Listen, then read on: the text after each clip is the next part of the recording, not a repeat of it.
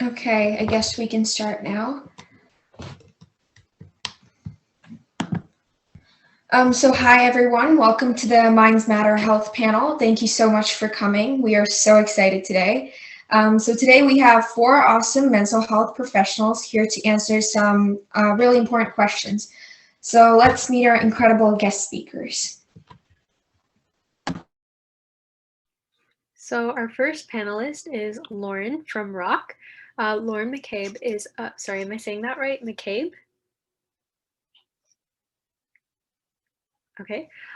Is a registered— Yes, you're saying it right. Thank you. Okay, perfect. Is a registered psychotherapist who works with children, youth, and families.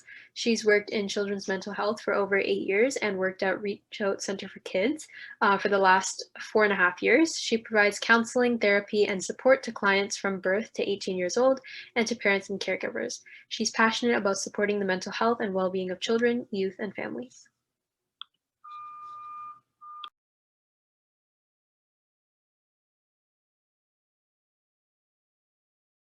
Sorry, my mic was on mute. Then we have Jennifer and Elizabeth. So Jennifer Payton and Elizabeth Ansey are joining from Nelson Youth Centers. They are both child and family counselors working within the field of children's mental health. Jennifer and Elizabeth facilitate group therapy programs for children and youth, as well as work collaboratively with caregivers and community members to provide support in all environments. Jennifer co-facilitates school-focused programs for children and youth that need additional support within the school environment, and they both focus on incorporating mindfulness, utilizing strength-based approaches, and encouraging self-exploration with their clients. For Jennifer, to maintain her own mental health during the pandemic, she enjoys walking her dog, reading, experimenting with cooking, and connecting with loved ones through FaceTime. For Elizabeth to maintain her own mental health during the pandemic, she enjoys working out, reading, spending time with loved ones virtually if need be, and setting small attainable goals. Our fourth panelist is Mehret Biruk. Mehret has almost a decade of experience working with youth in nonprofit organizations and academic settings. She has combined her professional expertise with her passion for digital well-being and life balance to promote positive tech habits for youth. To install healthy modes of technology, she provides young people with the knowledge, skills, and capacity to thrive in the digital world. Mehret's professional background includes youth work, research, mental health, peer counseling, and community leadership. Lastly, our final panelist, Nikki. Nikki is a grade 10 student at Georgetown District High School who's been involved in multiple mental health initiatives within the Halton District School Board this year. As a secondary representative for the HDSB's Mental Health Awareness Committee, Mental Health Awareness Campaign, and Mental Health Strategy and Steering Advisory Committee, Nikki has worked closely with other students and HDSB's mental health lead, Michelle Bates, to improve the awareness of mental health resources available to students and improve the current structure surrounding mental health for students. These experiences have given Nikki a unique perspective of mental health and have developed insight as to how it is viewed within the HDSB. Once again, we'd like to thank all these panelists for joining us and supporting us with this long-planned panel. So why are we addressing this? Due to the pandemic, more and more people have been experiencing mental health issues. We would like to enforce the idea that having a mental health disorder is okay, and it's okay to reach out for help. We would like to spread awareness to provide access to resources for all demographics. So why is this important to talk about? As a community, it is incredibly important to be informed about mental health because struggling with it can easily happen to us or to someone we love. Also, remember that there will be an open Q&A at the end of the event where we will have the opportunity to ask any questions to our panelists. We will post a link to the Google form in the chat right now, and if at any point you have a question and would like to remain anonymous, you can submit it to the Google form and we will do our best to get it answered.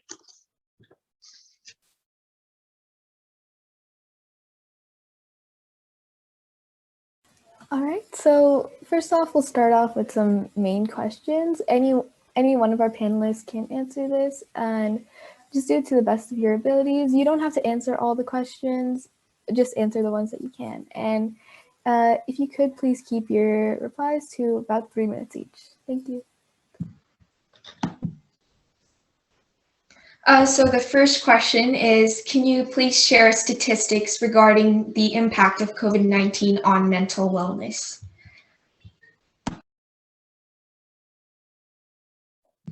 So if any of the panelists wants to jump in and answer.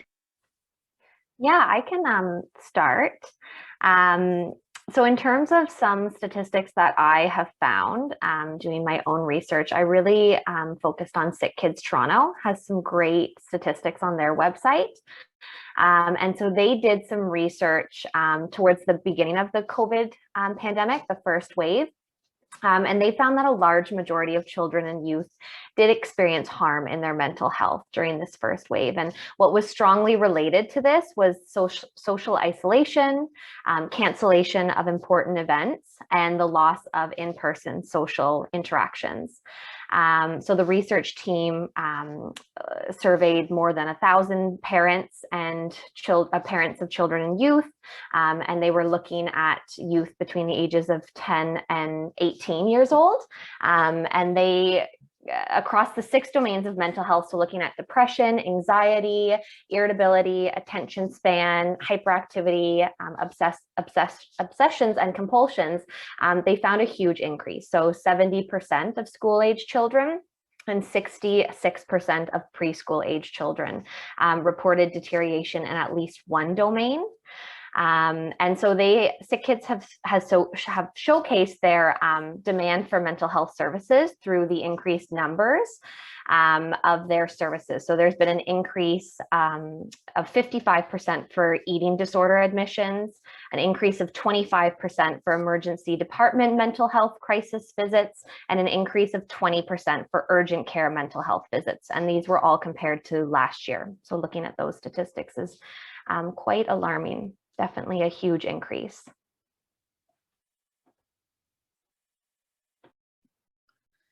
I can piggyback off of what Jennifer was sharing and just share kind of a little bit more of a specific observation that we've made at ROC is prior to the pandemic. So at ROC, many of you might know that we have a walk-in counseling clinic that used to operate in person, and now it's a virtual walk-in counseling clinic. And I would say on a typical day at our walk-in prior to the pandemic, we used to have anywhere between about 18 and 25 clients or kind of unique families come to our walk-in on a day. And since the pandemic, those numbers have drastically increased. And now we typically see more like anywhere from 30 to approaching 40 unique clients or unique families coming to our virtual walk-in. So I think that that's, just kind of our observation on even just a little bit more of a micro level of noticing that more clients and more families are reaching out for support, and probably reflective of some of the data that Jennifer was speaking to around the increase in struggles with mental health at this time.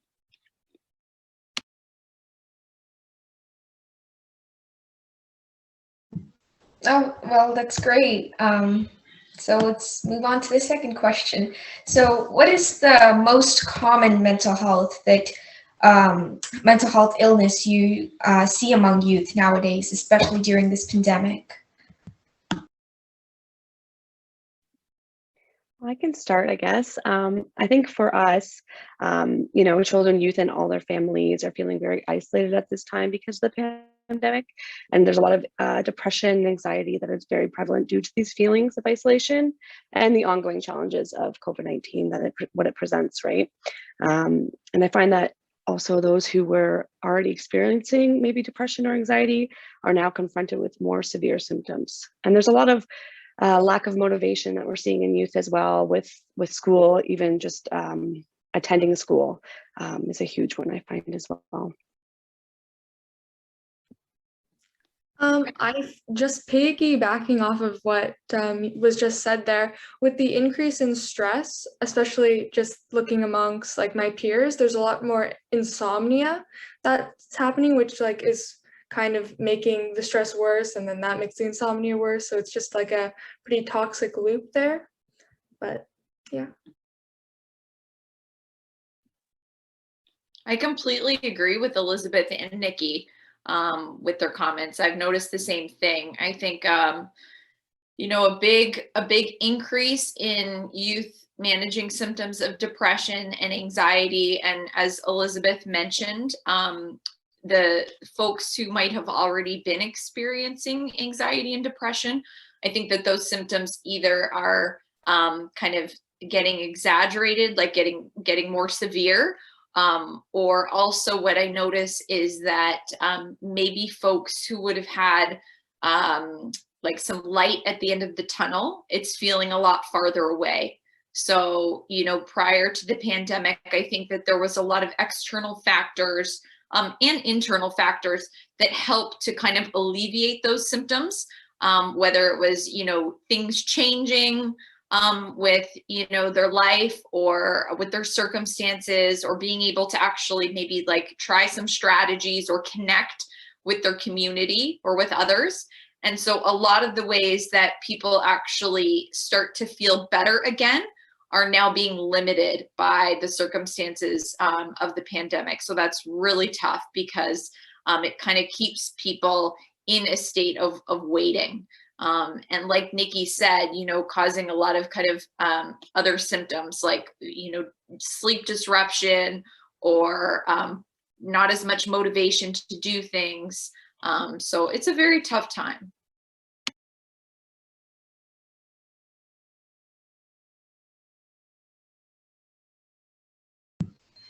So yeah, definitely, totally agree with all the points that you just said. So moving on to the next question, what can we do in order to keep well mentally during this pandemic, since everyone's inside during this time?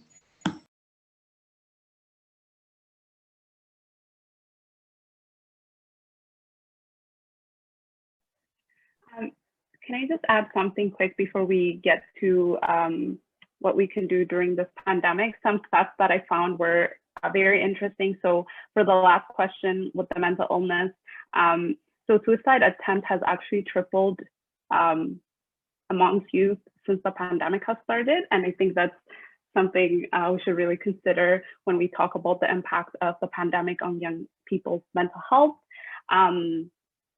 That was just stats I found that I thought was very important to discuss, and wanted to bring it up before we move on to the next part.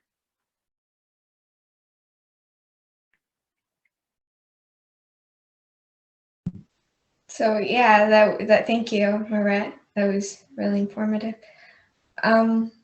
So what can we do in order to keep well mentally during this pandemic? If anyone wants to just jump right in. Well, I have a few things sort of listed out.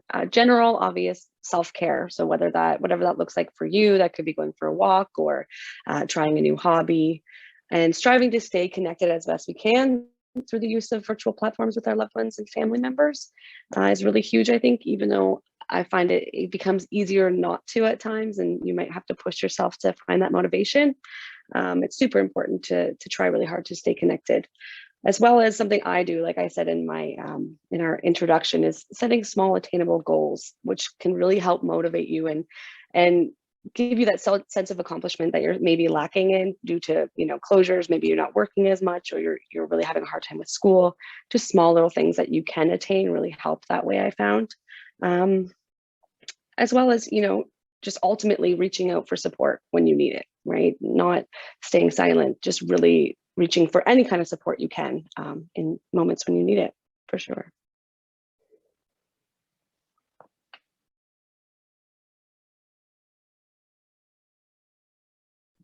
I can jump in on this one. So a really important thing to do is to try and like live a healthy lifestyle as much as possible right now. So like eating healthy and drinking lots of water, because there's like an actual like a lot of research papers have suggested that there's a connection between your brain and your gut, and gut bacteria manufacture about 95% of your body's supply of serotonin. So that influences your mood. So obviously it's very important to try and stay healthy during this time, as hard as it may seem sometimes.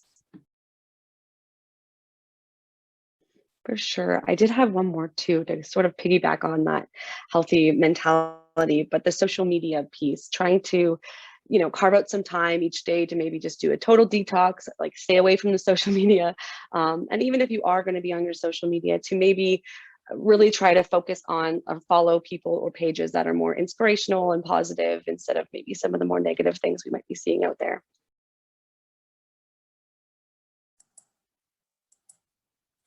Could I add something as well? I was invited by Dia. I just wanted to, I'm a CYC with the Halton Catholic Board. One of the things that I've been recommending to the kids as well is to practice mindfulness. We've been doing a mindfulness program throughout the whole year, but really finding appreciation in all the things that you do throughout the day, finding appreciation in the small things, remembering that idea of just even taking a few minutes to enjoy a lovely piece of fruit that you have, or taking a few minutes to enjoy taking a few deep breaths while you're outside, or taking some time with a family member or a pet and just really being mindful of the connection you have at that moment, not thinking about what's happening afterwards, not thinking about what happened before, but being actually present in the moment and focused on the positives of that very moment, I think is really helpful for us, because we can get lost in the before and afters and really forget to appreciate the just right now. So I think that's a big point in how to deal with this situation as well. Thanks. Yeah, and I definitely agree with what was said before about kind of taking a social media detox, because I definitely do see like an impact if I come across something that's like negative on my page that maybe is important to share. Like I definitely share that. I definitely kind of like try to get things out there, but there are negative impacts on your mentality. And since those things become more and more frequent on more people's pages, that kind of it affects people on a larger scale. Yeah, I really like all the ideas that people have said so far. I think, one thing that I would just add is I think a lot of people know a lot of really good ways to help themselves. But I think sometimes when we're feeling down, it's really hard to actually get it going and to do it. So just like what Elizabeth was sharing and Nikki was sharing, self-care and, moving, going outside for walks, connecting with people, taking more kind of like notice of maybe drinking water and eating foods that make you feel good, I think are awesome ideas. And a lot of people, we know that, but it's really hard to do when we're really tired and when we don't have motivation. So one thing that can help is getting into a little bit of a routine. Something that I like to do is I like to write a little bit of a list of things that help me. So if you're someone who really enjoys like a FaceTime call with a friend once every few days, like book it in your calendar and maybe write that friend and say, hey, can we plan a FaceTime date for every Tuesday after school? Or, if you're someone who likes to walk outside, write it in your calendar of, what days a week are you going to go out for a 10-minute walk, on your school break or something like that. Because sometimes it's really hard to get the wheels turning. And even though we know to do things, we just need that little extra routine and that little extra structure to our day. And I would say just the other thing that kind of comes to mind when I was hearing the great ideas that the other folks have shared is all of these things are things that when things are going really well, we kind of take for granted. So when we are really happy and it's like summer break and we don't have school and the sun's shining, it doesn't really matter if we eat a pile of junk food and, maybe our sleep's all wonky for, a week or something or that kind of thing. Because we're kind of feeling great and everything else in life is making us feel happy. And it's when times are a little bit more challenging and more tough that we actually have to go back to the basics that were brought up by people that just spoke. So we have to go back to the basics of self-care, of sleep, of foods that make us feel good, moving our bodies, and doing mindfulness or appreciation. So I think that that's one thing that I would just kind of highlight, is that sometimes when life is great, we can kind of take those things for granted and we don't necessarily notice if we don't do them as much. But when times are really tough, we kind of got to go back to basics and be a little bit more intentional about what we're doing to take care of ourselves. And we have to put a little bit more time and thought into doing those things.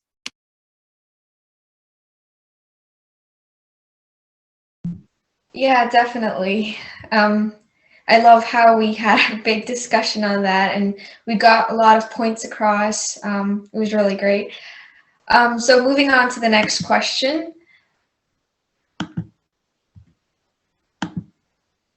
Let me just see. Okay. What are some stereotypes surrounding mental health, and why are they harmful?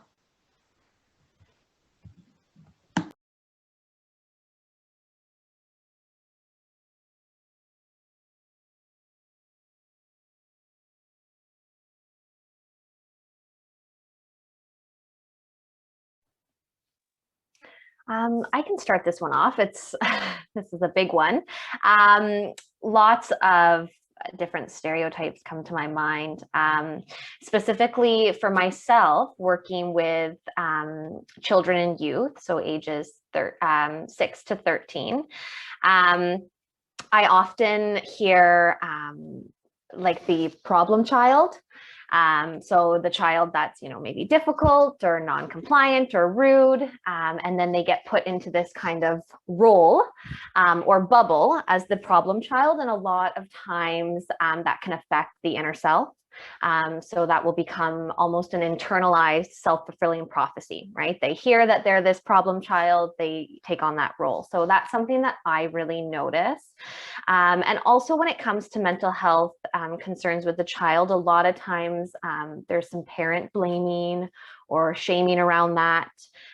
So that stereotype that or the stigma around parents that, they must have done something wrong, they weren't nurturing enough, things like that. And then again, cultural stereotypes and looking at intersectionality, discrimination. That's a big something that really comes to mind as well, and being mindful of that and our privilege. And then another thing I think of is the role that media and news has on mental health.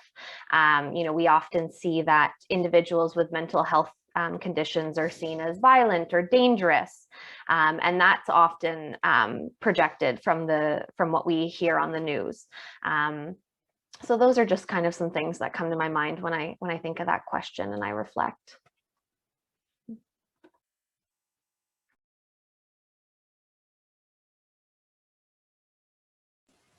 Yeah, I definitely agree. And I have seen, like, in a lot of media, TV shows, movies, that, when people have a mental illness, then yeah, they are shown as violent and kind of like the other person. Like, a lot of people don't experience mental health issues. And it's exclusive. It's a bit like excluding to the fact that it's something normal and that people in general do feel.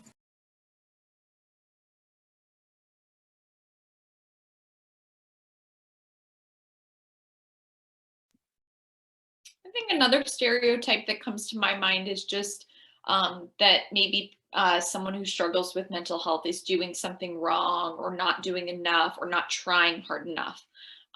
So, it's a really fine balance between, kind of looking at, the positives, but also being aware that sometimes it's really hard for folks to access the positives.